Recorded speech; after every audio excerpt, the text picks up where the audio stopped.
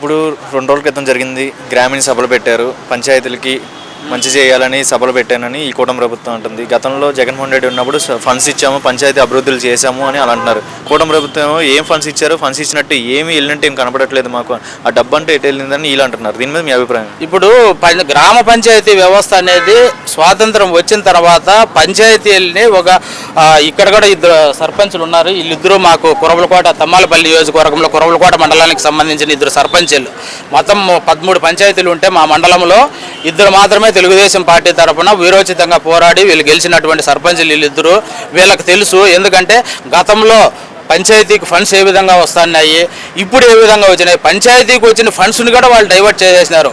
జనరల్గా గ్రామ పంచాయతీలను ఒక బలోపేతం చేయాలని చెప్పి అప్పుడు మహాత్మా గాంధీ గారు ఒక నినాదంతో వచ్చారు. ఆ నినాదాన్ని పూర్తిగా పక్కన పెట్టేసి ఫండ్స్ అన్నింటినీ పక్కదారి పట్టించేసి రకరకాలుగా వాళ్ళు ఏదో వాడుకుంటూ ఉన్నారు. ఊరికే వీళ్ళకి చూపించినారంటే ఏమీ లేదు. కానీ ఇప్పుడు మన జరిగిన గ్రామ సభలు ఏ విధంగా ఉన్నాయంటే ఒక పారదర్శకమైనటువంటి పరిపాలనకు నాంది పలికినాయి.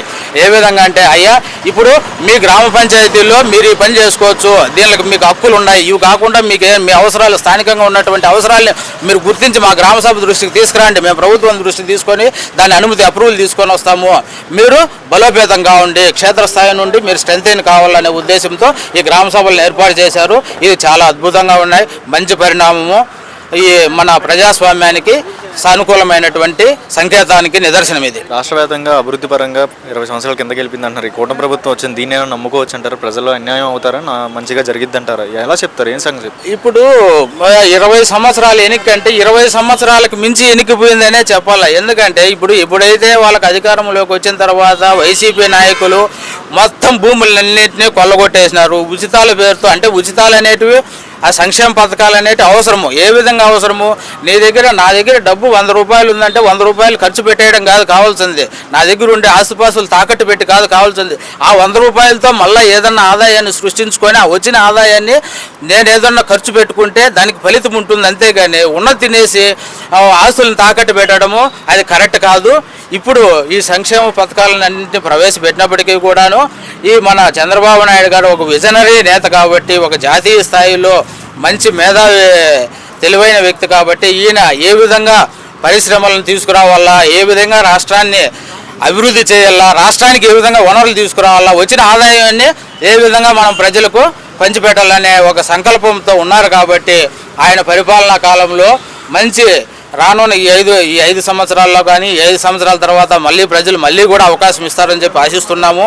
ఈ కూటమి ప్రభుత్వము ప్రజా సంక్షేమాన్ని దృష్టిలో పెట్టుకొని పరిపాలన చేస్తుంది. కాబట్టి ప్రజలందరూ సుభిక్షంగా ఉంటారు.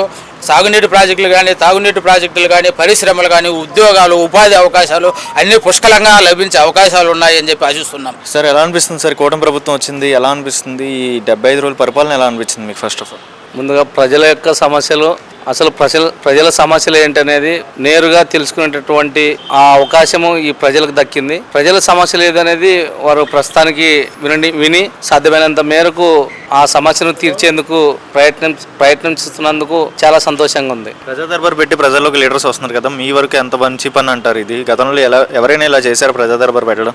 గత వైసీపీ ప్రభుత్వ హయాంలో అసలుకు ఈ రాష్ట్ర అప్పటి మంత్రులు ఉన్నారా లేదా, ఎమ్మెల్యేలు ఉన్నారా లేదా అనేది కూడా ప్రజలకు అంతుపట్టని అదొక రహస్య పార్టీగానే మిగిలిపోయింది. కానీ నిజంగా ప్రజల వద్దకు వెళ్ళడం కానీ ప్రజల సమస్యలు ఏందో కూడా తెలుసుకునేటటువంటి పరిస్థితులు ఆనాటి వైసీపీ ప్రభుత్వంలో లేదు. మరి ఈ గవర్నమెంట్ ద్వారా మనకి ఏమైనా మంచి జరిగిద్ది అవకాశం ఉంది? ప్రజలకి అభివృద్ధి పరంగా ముందుకెళ్ళిద్ది, అందరికీ న్యాయంగా మంచి చేస్తారని నమ్మకం అనేది ప్రజల్లో ఉంటుందా? ప్రభుత్వం వచ్చి 75 రోజులే అయింది కాబట్టి సాధ్యమైనంత మేర ఈ 5 ఏళ్ల కాలంలో ప్రజల సమస్యలు సాధ్యమైనంత మేరకు తెలుగుదేశం ప్రభుత్వము తీరుస్తుందని చెప్పేసి ఆశాభావం వ్యక్తం చేస్తున్నాం. అన్నా క్యాంటీన్ ఎలా అనిపిస్తుంది అండి? Success non success? అన్నా క్యాంటీన్ ఓపెన్ చేశారు కదా, రీఓపెన్ చేశారు, 5 రూపాయలకి బిచ్చం వేస్తున్నారని ఆపోజిట్ పార్టీ వాళ్ళు అంటున్నారు కదా, దీని మీద మీ అభిప్రాయం ఏంటి? ఎందుకంటే ఈ అన్నా క్యాంటీన్ల వల్ల మేమెంతో సుదూర ప్రాంతమైనటువంటి కర్నూలు నుంచి ఇవాళ మేము తెల్లవారుజామున 4 గంటలకు కరకట్ట పైన సభ అక్కడ ఉన్నటువంటి ఆఫీస్ నారా లోకేష్ బాబు దగ్గరికి మేము రావడం జరిగింది. అయితే టైంకి అక్కడ బయటికి వెళ్ళి తినలేని పరిస్థితిలో ఉన్నప్పుడు అక్కడే అందుబాటులో 5 రూపాయలకే ఇడ్లీ, 5 రూపాయలకే ఉప్మా పెట్టడం చాలా సంతోషించదగ్గ విషయం. మరి పేదలకు, నిజమైన పేదలకు ఆకలి తీర్చడానికి ఈ ప్రభుత్వం ఎంతో కృషి చేస్తుంది. మరి పేదలకు ఆకలి తీర్చలేని ప్రభుత్వాలు గతంలో ఉన్నాయేమి లేకున్నాయేమి, ఈ ప్రభుత్వం అన్నా క్యాంటీన్ల ద్వారా పేద ప్రజలకు, మధ్యతరగతి ప్రజలకు ఆకలి వేసినప్పుడు ఎక్కడైనా అన్నం తినే అవకాశం ఈ ప్రభుత్వం కల్పించేందుకు చాలా సంతోషంగా ఉన్నది. Okay sir.